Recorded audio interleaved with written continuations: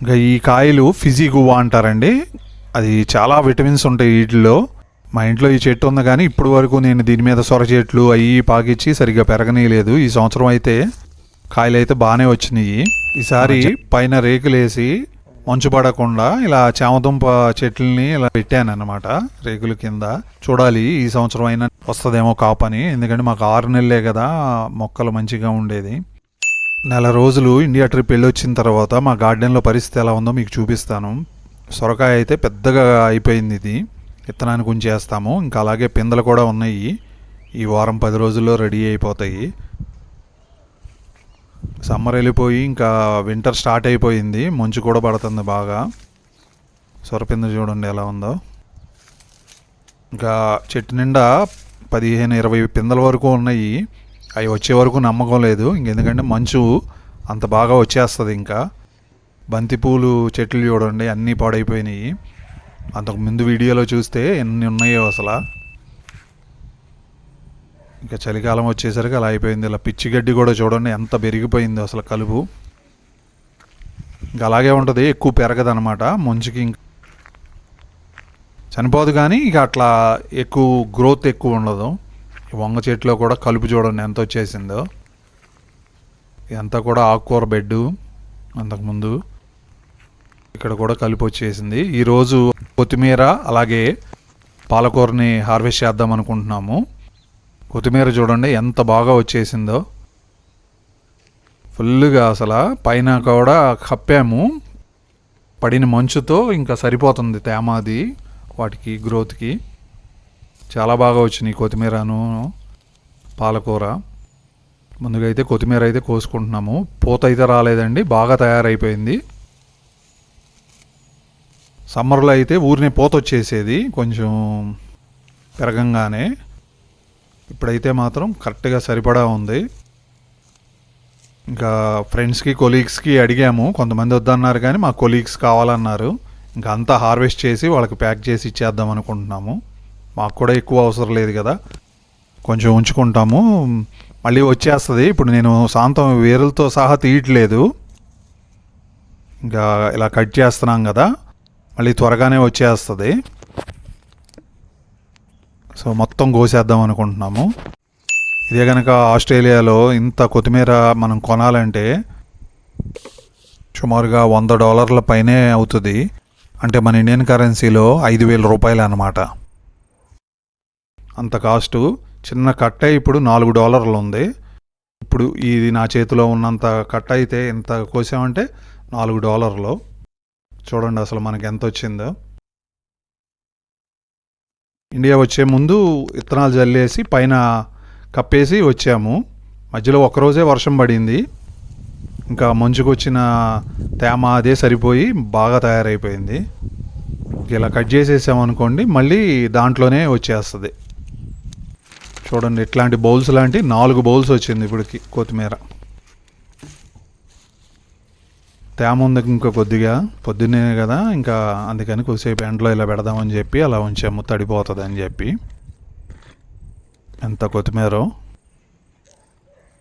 ఇంకా అలాగే ఇప్పుడు పాలకూర కూడా హార్వెస్ట్ చేస్తున్నాము. ఇది కూడా బాగా తయారైపోయింది. అయితే కొంతమంది పాలక్ పన్నీర్ కూడా చేసుకుంటారు కదా, ఇంకా ఇచ్చేద్దాం అనుకుంటున్నాము. చాలా మటుకు హార్వెస్ట్ చేస్తున్నాము. ఇక్కడ ఆస్ట్రేలియన్స్ అయితే ఇంకా బాగా తింటారు స్పినాచ్, అన్నిట్లో సలాడ్ కింద చేసుకుంటారు. ఇది కూడా చాలా వచ్చింది, టేబుల్ నిండిపోయింది చూడండి ఈ రెండింటితోనే, పాలకూర కొత్తిమీరతోనే. ఆకు కూడా ఎంత నీట్గా తయారైపోయిందో అసలు. పైన మనం కప్పాము, నెట్ ఇలాంటిది వేసాం కదా, అందుకని నీట్గా ఉంది అసలు, ఏమి దుమ్ము అది కానీ లేకుండా. అదే సమ్మర్లో అయితే కొంచెం గాలి లాగా అలాగ వచ్చి దుమ్ము అదంతా ఉంటుంది ఆకుల మీద. ఇంకా ఇప్పుడు ఎలాగో వింటరే కదా, ఇంకా అదిగాక రోజు మంచు పడుద్ది. మంచు పడేసరికి ఇంకా పైన ఉన్నది కూడా కింద కారిపోతుంది. చాలా వచ్చింది పాలకూర.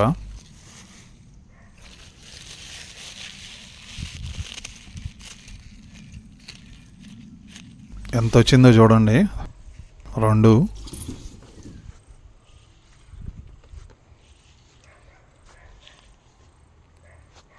4 వారాలకు అనమాట ఇది. వెళ్ళే ముందు కోసి ఇచ్చేసాము, ఇంకా మళ్ళీ వచ్చేసరికి ఇది రెడీ అయిపోయింది. ఇంకా ఎలాగో కట్ చేసేసాం కదా, ఇంకా అక్కడ వాటర్ పట్టేసేసి పైన నెట్ వేసేద్దాం అనుకుంటున్నాను. ఎందుకంటే ఇంకా చలికాలం అయినా వస్తే వస్తుంది, లేకపోతే లేదు. ముందు మనం వాటర్ పట్టేసి కప్పేసాం అనుకోండి, ఇంకా పని ఉండదు. ఇది అసలు యాక్చువల్గా పక్షులై రాకుండా వాడే నెట్టు, కానీ ఫ్రాస్ట్ నెట్ కాదు ఇది. అంటే మంచు ఆపేది కాదు, కానీ పక్షుల కోసం అని. అయినా ఇది కూడా సరిపోయింది. ఇంకా అలాగే పచ్చిమిరపకాయలు కొన్ని ఉన్నాయి, ఏమో పండినట్టు అయిపోయినాయి.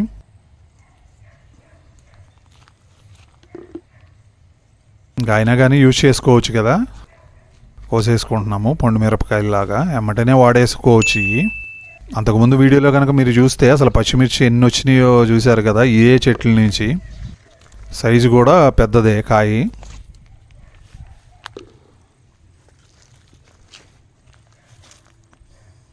ఒక 8 పండు మిర్చి వరకు వచ్చినాయి. ఎంత బాగున్నాయో చూడండి సైజు. ఇంకా ఈ కాయలు ఫిజీ గువ్వా అంటారండి. అది చాలా విటమిన్స్ ఉంటాయి వీటిలో. మా ఇంట్లో ఈ చెట్టు ఉంది, కానీ ఇప్పుడు వరకు నేను దీని మీద సొర చెట్లు అవి పాకిచ్చి సరిగ్గా పెరగనీయలేదు. ఈ సంవత్సరం అయితే కాయలు అయితే బాగానే వచ్చినాయి. మన జామకాయలాగానే ఉంటుంది, ఫిజీ గువ్వా అనమాట. ఈసారి పైన రేకులేసి మంచు పడకుండా ఇలా చామదుంప చెట్లని ఇలా పెట్టాను అనమాట రేకుల కింద. చూడాలి ఈ సంవత్సరం అయినా వస్తుందేమో కాపని, ఎందుకంటే మాకు 6 నెలలే కదా మొక్కలు మంచిగా ఉండేది. చూడండి పచ్చిమిర్చి ఫిజీ గువ్వా చాలా కాస్ట్ అండి. ఇక్కడ $25 ఉంటుంది కిలో. అయితే జామకాయ లాంటిదేలే కానీ విటమిన్స్ ఎక్కువ. ఫిజీ గువ్వా చాలా బాగుంటుంది. అది కొంచెం పండితే మాత్రం మల్లెపూలు వాసనలాగా వస్తుంది.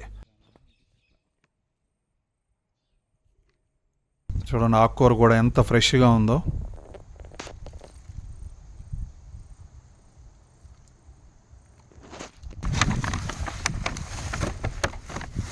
ఇవన్నీ ఇంకా బ్యాగుల్లో పెట్టేసేసి ఇంకా ఫ్రెండ్స్కి షేర్ చేసేస్తాము, కొలీగ్స్కి.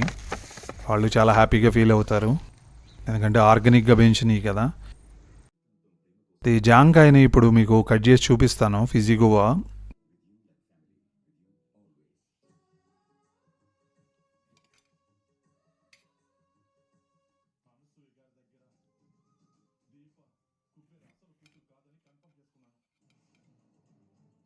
సేమ్ మన జాంకాయ లాగానే ఉంటుంది.